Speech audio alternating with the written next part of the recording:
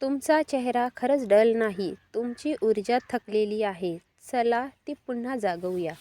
जर तुम्ही हा पूर्ण व्हिडिओ पाहाल तर तुम्हाला केवळ तुमच्या चेहऱ्याच्या तेजाचे रहस्यच कळणार नाही, तर तुमच्या आत्म्यात लपलेली ती दिव्य रोषणीही जाणवेल. तुम्हाला समजेल की तुमची त्वचा निस्तेज का दिसते, तुमच्या डोळ्यांतली जुनी चमक का हरवली आणि ती परत कशी आणता येईल. ना कोणत्याही क्रीमने, ना फेशियलने, तर एका प्राचीन ऊर्जा सूत्राने, ज्याला आपल्या ऋषींनी ओजस सूत्र म्हटलं आहे.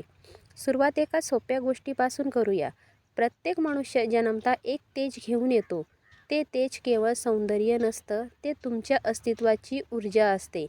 कधी लक्ष दिलं आहे का, काही मुलांचे चेहरे नेहमी का चमकतात? दिवसभर उन्हात खेळली तरी त्यांचा ग्लो कमी का होत नाही? कारण त्यांचे मन अजून जड झालेले नसते. पण जसजशी वय वाढते तसतसे तुलना, भीती आणि चिंता, स्वतःवरील कठोर न्यायाने आपण स्वतःला भरून टाकतो आणि ते तेज हळूहळू झाकले जाते. चेहरा डल होणे म्हणजे ऊर्जावर बसलेली धूळ. ऋषी म्हणतात, रूपम न केवलम त्वचा रूपम चेतना का प्रतिबिंब. म्हणजे तुमच्या चेतनेत जे असेल तेच तुमच्या चेहऱ्यावर झळकेल. खरे सौंदर्य म्हणजे प्रयत्न नव्हे, ती एक अवस्था आहे.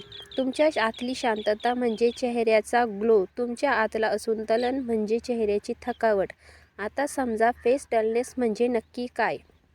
आयुर्वेद सांगतो, जेव्हा प्राण शरीरात नीट प्रवाहित होत नाही, जेव्हा ओजस कमी होते, जेव्हा मन अस्थिर राहते, तेव्हा त्वचेत सूक्ष्म जडता येते, कोशिका सक्रिय राहत नाहीत आणि त्यांचा कंपन व्हायब्रेशन कमी होतो.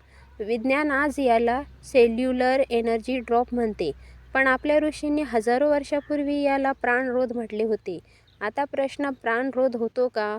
कारण प्रत्येक नकारात्मक भावना, गिल्ट, भीती, ईर्ष्या, तुलना एक सूक्ष्म विष सोडते. हे विष कोणत्याही क्रीमने निघत नाहीत, ते फक्त चेतना बदलल्याने निघते.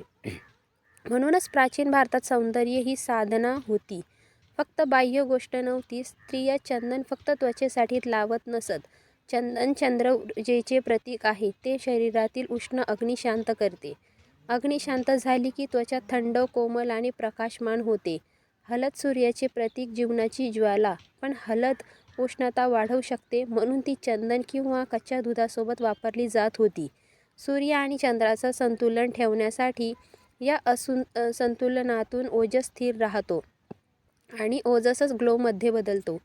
आजचे विज्ञान कोलेजन, अँटीऑक्सिडंट्स, व्हिटॅमिन्स यावर बोलते. आपले ऋषी म्हणत,